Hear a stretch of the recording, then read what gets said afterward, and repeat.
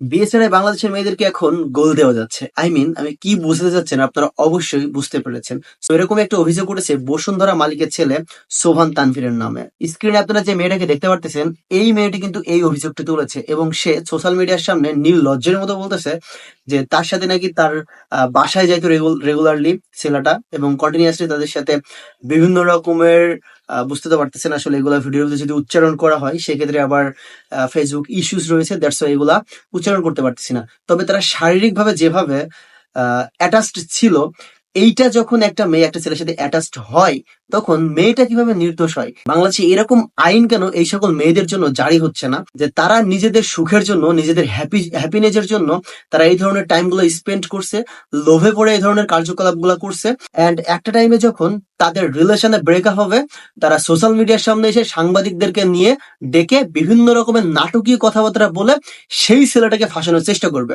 এখানে আমি ভিডিওতে কিন্তু অভিযুক্ত ছেলেটাকে কোনোভাবেই সাপোর্ট করতেছি না। তবে বাংলাদেশের মেয়েরা যেই ধরনের নির্লজ্জ হয়ে যাচ্ছে দিন দিন, প্রত্যেকটা মেয়ে দেখতেছি এই ধরনের কার্যকলাপের সাথে লিপ্ত হচ্ছে বিয়ের আগে।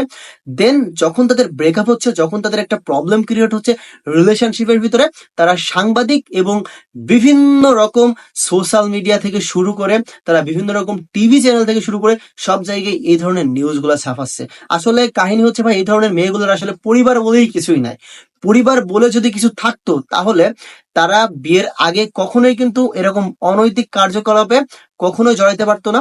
এবং যদিও জড়াই ফেলছে, তারা তাদের সাথে একটা আন্ডারস্ট্যান্ডিং করবে, যে ছেলের সাথে এগুলা সে করছে তার সাথে একটা আন্ডারস্ট্যান্ডিং করে তার সাথে সে একটা গুড লাইফ লিড করবে। সে কেন সোশ্যাল মিডিয়াতে এসে নির্লজ্জের মতো এই সকল কথাবার্তা গুলো বলতেছে? ভাই এই ধরনের মেয়েগুলারই না কেন জানি আমার মনে হচ্ছে আগে বিচার হওয়া উচিত, দেন ওই ছেলেটার বিচার হওয়া উচিত। তো বসুন্ধরা গ্রুপের ছেলে মানে তো বুঝতে পারতেছেন ভাই, হিউজ লেভেলের একটা মূলধন সেখানে রয়েছে।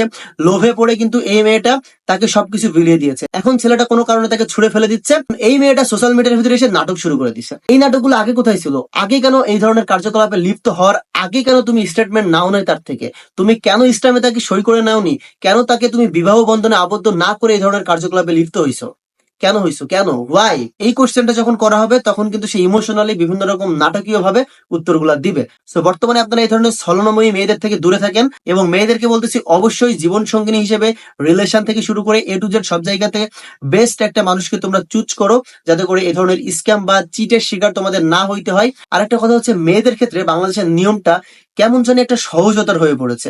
প্রথমে তারা রিলেশন করবে, রিলেশন করার পরে তারা শারীরিকভাবে লিপ্ত হবে, লিপ্ত হওয়ার পর যদি কোনো কারণে তাদের রিলেশনশিপটা ব্রেকআপ হয়, কোনো কারণে যদি ছেলেটা বিয়ে না করতে চায়, তাহলে তারা সাংবাদিক থেকে শুরু করে সোশ্যাল মিডিয়া সবকিছু রটিয়ে বেড়াবে।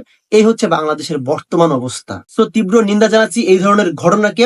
এই ধরনের ঘটনাগুলোকে কেন্দ্র করে আমাদের জেনারেশন আসলে কি শিখতেছে? আসলে আমাদের দেশে যারা ভালো ভালো নিউজ চ্যানেলগুলো রয়েছে, আপনারা এই ধরনের মেয়েদের ইন্টারভিউটাও নেওয়া বন্ধ করে দেন। কুকুরের ল্যাজ যেমন সোজা হয় না, এই ধরনের মেয়েদের আচরণও কিন্তু কোনোভাবে সোজা হবে না। সুতরাং আপনাদের উচিত এই ধরনের মেয়েদেরকে ইগনোর করা এবং যারা অভিযুক্ত তাদেরকে অবশ্যই আইনের আওতায় আনা উচিত। তবে তারা এটা প্রাইভেটলি করুক, তারা ফ্যামিলির ভিতরে এটা মিউচুয়াল করুক। কেন তারা সোশ্যাল মিডিয়ার ভিতরে এসে এই ধরনের অনৈতিক কার্যকলাপগুলোর প্রচার ঘটাচ্ছে? কেন নির্লজ্জের মতো সোশ্যাল মিডিয়াতে একটা ক্যামেরার সামনে যখন সে বলতেছে, আমি জাস্ট এতটুকু চিন্তা করি মাঝে মাঝে, একটা মেয়ে যখন ক্যামেরার সামনে হাজারটা পুরুষের সামনে যখন এই ধরনের কার্যকলাপগুলোর কথা বলতে পারে, তাহলে আসলে তার ভিতরে কতটুকু লজ্জাবোধ রয়েছে? একটা নারীর ভিতরে যতটুকু লজ্জাবোধ থাকা উচিত তার বিন্দুমাত্র লজ্জাও কিন্তু এই ধরনের মেয়েদের ভিতরে নাই ভাই। যারা এই ধরনের নিউজগুলো ওয়াচ করতেছেন, এদের ছলনাময়ী কথাবার্তাগুলো বাদ দেন ভাই।